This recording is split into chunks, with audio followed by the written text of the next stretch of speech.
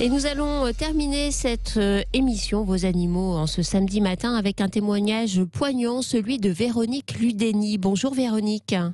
Bonjour Natacha. Merci beaucoup Véronique d'être avec nous. Véronique, vous êtes la vétérinaire de Saint-Martin-Vésubie, l'un des villages les plus touchés, les plus dévastés par ce qui s'est passé dans les Alpes-Maritimes. D'abord, comment allez-vous Véronique ? Alors, il y a des hauts, il y a des bas. J'ai un tempérament très optimiste de nature, mais j'avoue que ça a été la sidération samedi matin quand on s'est levé. Et comme depuis une semaine, parce que ça fait 8 jours maintenant, on dort pas beaucoup. On gère les urgences toute la journée. Quand on est dans l'action, ça va, et quand on s'arrête, c'est difficile objectivement. Voilà. Et là, vous voyez, je suis dans un pré. On attend, peut-être que je partirai en courant. On attend un hélicoptère pour aller récupérer les loups échappés. Je vous le dis parce que on attend depuis 1 heure, et quand il faudra courir, faudra y aller pour sauter dedans. Alors, on va commencer par cet aspect-là des choses, parce qu'effectivement, ces intempéries, et si vous devez nous quitter, Véronique, on le comprendra aisément, ne vous inquiétez pas. Merci. Pendant les intempéries, en fait, le parc Alpha, qui est un parc à loups, qui présente des loups de variétés et d'espèces différentes du loup que l'on trouve dans le Mercantour à l'état sauvage et naturel. Ce parc Alpha a été en partie dévasté et des animaux se sont échappés, c'est bien ça ? Oui, absolument. Voilà, on a 7 loups qui se sont échappés. Alors moi, je les appelle les rescapés échappés parce que on est bien content qu'ils aient pu s'en sortir, parce que les grillages ont cédé vu la force dramatique. Ça a amené plein de maisons. Et il y a une meute qui a pu s'échapper, la meute des Canadiens. Sur l'enclos du dessus, on avait des loups arctiques super. On a retrouvé un corps mort. On a vu a priori une louve arctique aussi qui serait saine et sauve. Pour le reste, la troisième, on ne sait pas.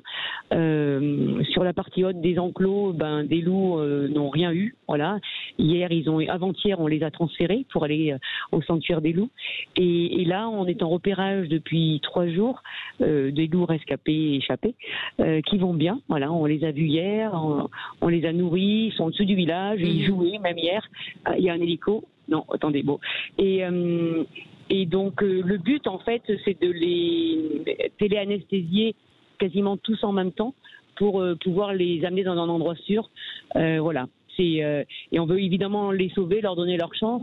Oui, parce que en fait, vous avez dû militer pour que ces loups ne soient pas abattus, mais simplement capturés et remis dans des enclos.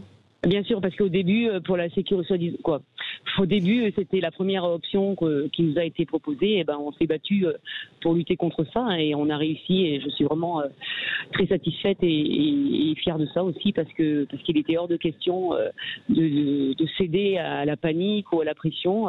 Il y avait aucun risque pour la population. À la limite, il y avait vraiment un risque pour eux, parce qu'il y a des meutes sauvages aussi. On vit avec des meutes sauvages au-dessus. Et s'il y avait un empiètement de territoire, ils auraient pu eux se faire attaquer par la meute sauvage. Ils ont trouvé un coin assez sympathique.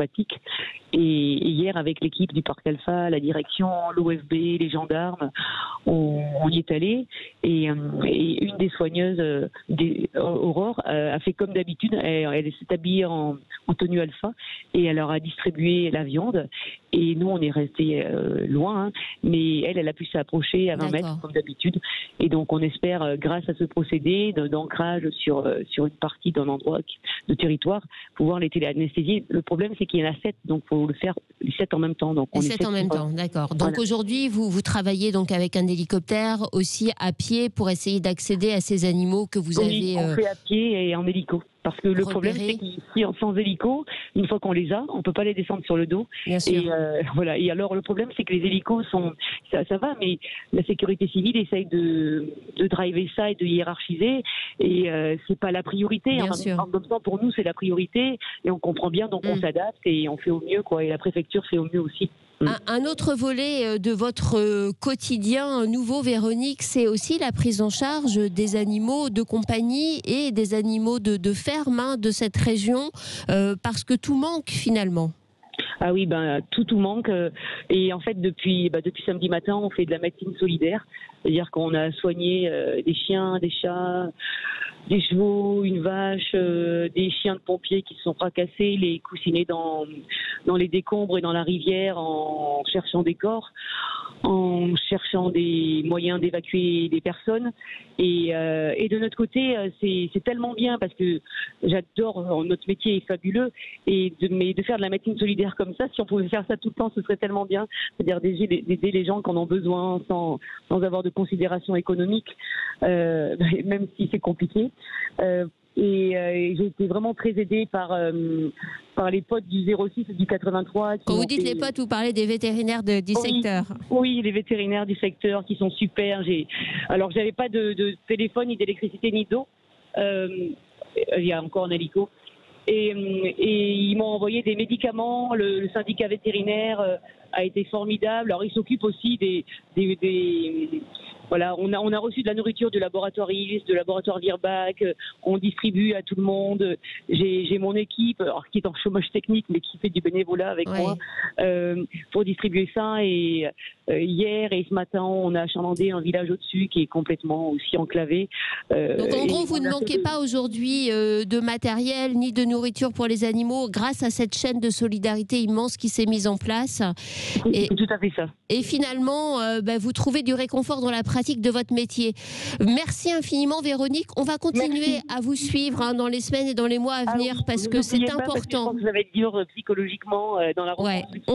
On sera là, Véronique. Voilà. Je te remercie, Natacha, et je remercie tous les gens qui font de la chaîne de solidarité, qui pensent à nous parce que. Merci infiniment. Merci. Bon courage. Merci. On est de tout cœur avec toi et avec vous tous. Allez, c'est la fin de cette émission. Merci à vous de nous avoir suivis. À samedi prochain.